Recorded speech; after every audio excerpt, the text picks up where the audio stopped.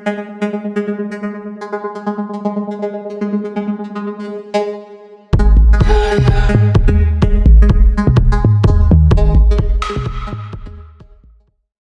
let me start this video without wasting any time.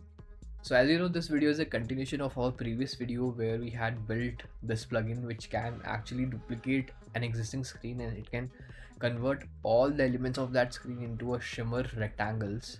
Now we are going to focus on all the edge cases that we can take care of before publishing this plugin. So let's start with the very first edge case which I can notice right front of me, which is about converting ellipses into the ellipses and not rectangles. So right now, as you can see, all these ellipses which are over here are converted into rectangles and they don't look good. So we can write a condition which will check if the selected element or the selected node is ellipse or not. And in case if it is an ellipse, we will ask the plugin to convert it into ellipse. So let's go ahead and do that. So as you can see, this line over here, which does the action of creating any element into a rectangle, we're going to write a condition over here which will do a check before creating a rectangle. So let's say if child dot type equals to, and this can be ellipse, and if it is an ellipse, I want it to create an ellipse for me, and we can do it by writing this. And in case if it's not an ellipse, we want it to create a rectangle. So this is a condition that we can add on top of our existing create rectangle so that it takes care of our program. So let's go ahead and rerun our plugin and let's see how is this working out. I'm going to select this and click on Option Command P. And as you can see, all my ellipses are now converted only in ellipses and not rectangles. So that's one edge case which is taken care of. Now we're going to focus on another edge case where we're trying to limit our plugin to go inside some of the layers. So let's say a button or an icon with the end leaf level node. We don't want it to go inside this level because it doesn't comes out well when we are only printing the vector over here.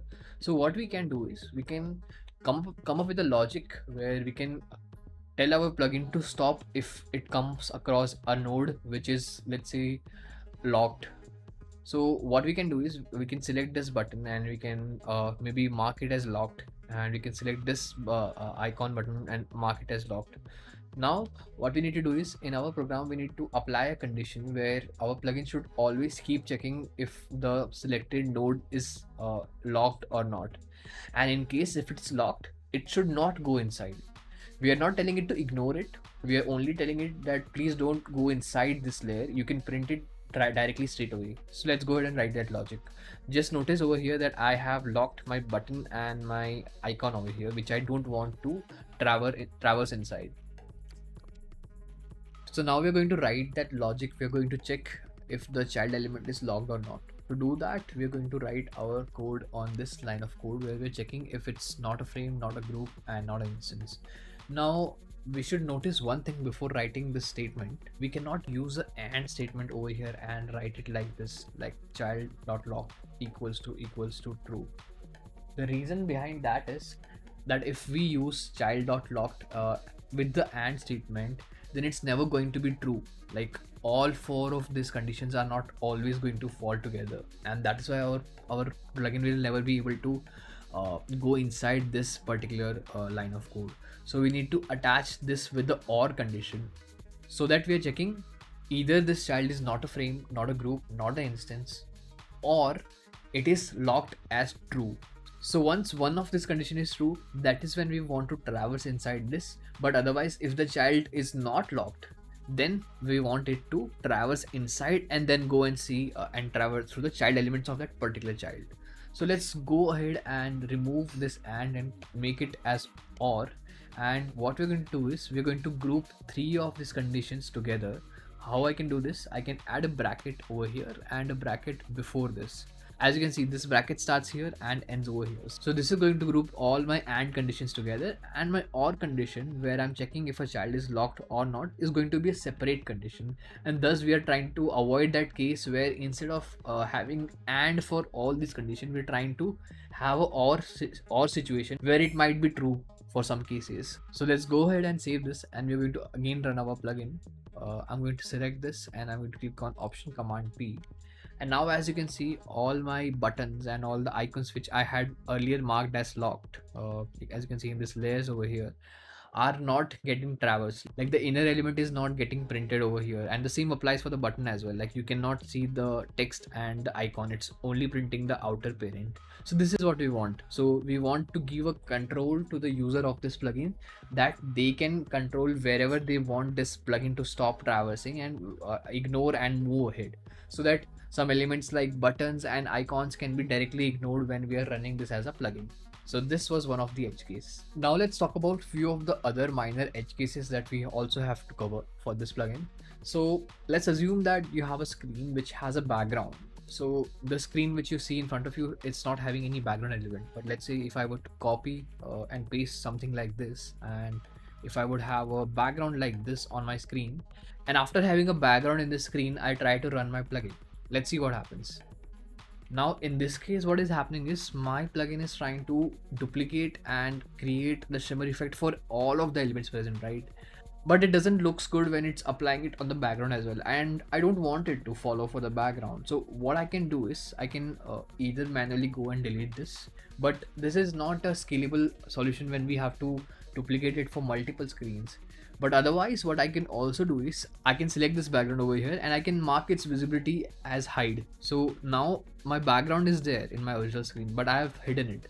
And what I can do is I can write a condition in my plugin over here, which can, let's say, keep a check if a child element is visible or not, and accordingly run the program.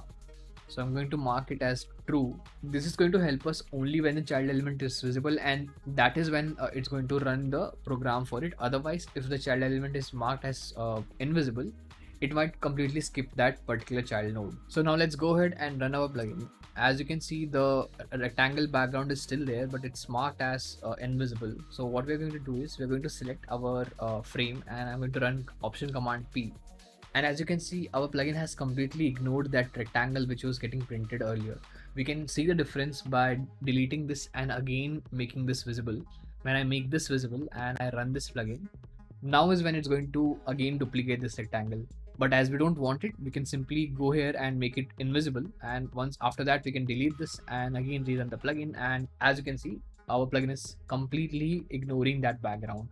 So yeah, that is one of the edge cases that will come useful when you have a background layer in a frame and you just want to simply skip it.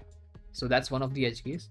Our very last edge case is where we want to keep a check on masks. So what we want to do is we want to see if any of the selected node is a mask or not.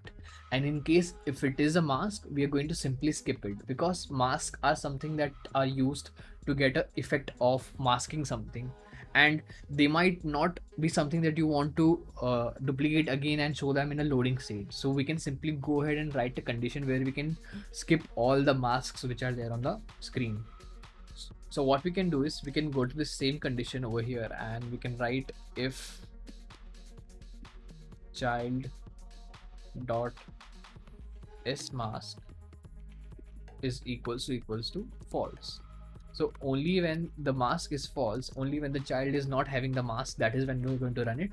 In case if it is a mask, we're going to completely skip it. And feel free to write any other condition which you feel applies to your project. But after having a broad overview, I came across these conditions which I found will be very generic to all the users using this plugin. So yes, we can make more modification and apply all different conditions to cover for all the edge cases. But for now, I think checking for visibility and mask is one of the important thing that needs to be done as an edge case. So let's go ahead and save it. So from now, whenever you have a mask in your image, it's going to simply skip that mask and it's going to print it right away. So you can go and try this plugin with this condition on any screen with mask and it will give you the desired results. So yes, now we have applied all the edge cases to this plugin the way we wanted to, and that brings us towards the end of this video. In the next video, I'm going to walk you through the process of going about how to publish your plugin on Figma community. What are the steps that are necessary to do that, and what is the review process when publishing your plugin. So stick by to understand how you can go about publishing your plugin. But for now, that was it for this video, and thanks for watching.